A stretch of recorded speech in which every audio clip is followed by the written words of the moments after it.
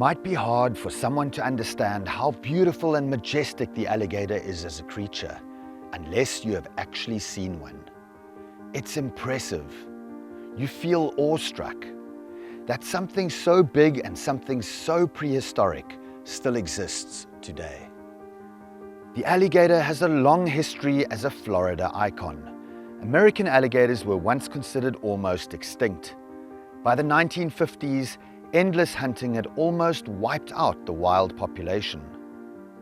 By the 1980s, the population managed to recover, and gators were removed from the endangered species list.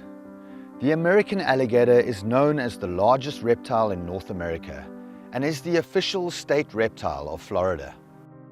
Alligators are an apex predator and appear in multiple places around the continental United States, but they're most predominantly known for living in Florida because of the Everglades ecosystem and a large number of swamps.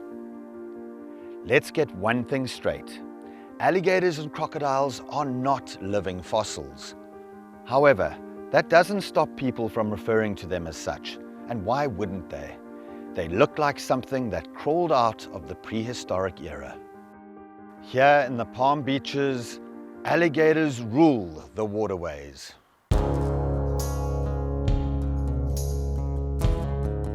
Here we're at our alligator habitat where we have 4 female alligators and they are getting fed. These are alligator biscuits. They're made of beef, chicken, and fish, kind of like dog food, so they're crunchy and they float.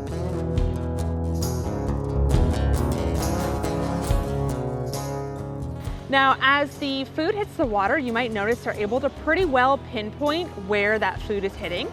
Alligators have all over their jaws what are called integumentary sensory organs, or basically nerve endings, that are super sensitive to vibrations in the water or any splashing.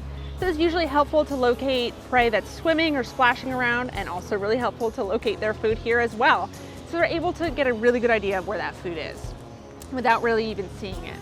Alligators have about 70 to 80 teeth in their mouth at any one time, and they're constantly losing and regrowing those teeth. They also have extremely strong jaws, with them registering as having over 2,000 pounds per square inch of pressure behind their jaws. So that makes them really great predators. They're also pretty quick. They can swim pretty quickly when they want to, but since they are cold-blooded and they're reliant on warming up in the sun to increase their temperature, they try to not expend energy if they don't have to. So Florida is in the native habitat range of alligators, and alligators do enjoy slow-moving fresh water, so that could be lakes, ponds, canals, slow-moving rivers and streams, and they actually live throughout the state of Florida. Now, alligators used to be on the brink of extinction until they were put on the endangered species list when the Endangered Species Act was passed, and thanks to those protection efforts, they've actually come back, and they have a pretty numerous population with about 1 to 2 million alligators here in the state of Florida alone. Now, even though their population is much higher than it was in the past, they are still protected as a keystone species, since the gator holes that they create are really important to the environment, especially here when we experience drought in Florida.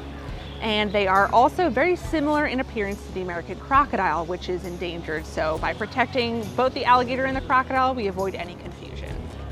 So alligators as adults can reach over 10 feet in length, with males being closer to about 10 to 12 feet in length and females closer to about 8 to 10 feet. So usually you can tell if the alligators are extremely large, they're generally a male, or they could be a younger alligator if they're smaller, or a female. Now, there's actually a pretty neat way, or a quick tip to tell how big an alligator is. If you can't see the whole alligator, like here, you might not be able to see them nose to tail when they're in the water.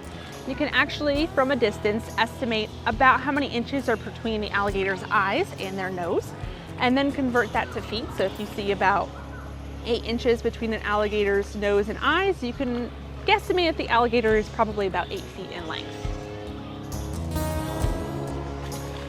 Now, alligators are also ambush predators, so you'll also notice as those eyes and nostrils are placed right on top of their heads, they're able to submerge themselves, where they're able to just have those nostrils and those eyes above the surface of the water, really hide that they are in fact an alligator present in that water, which makes it great if they're sneaking up on prey such as birds or raccoons, or even turtles that might be along the water's edge.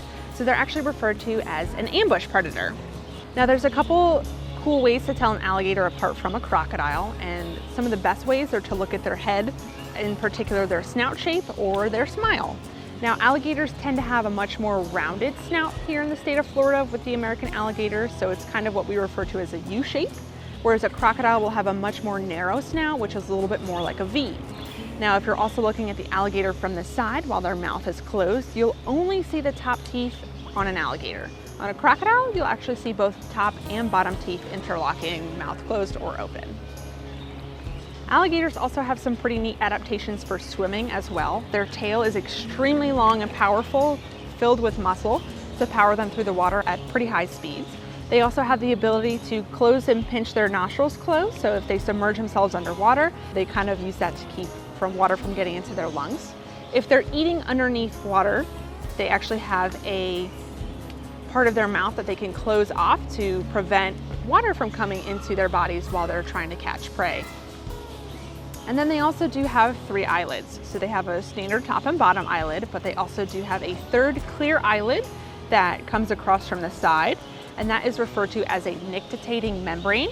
And that nictitating membrane that they can see through is essentially just built-in water goggles, so they can see what they're doing when they're swimming around underwater.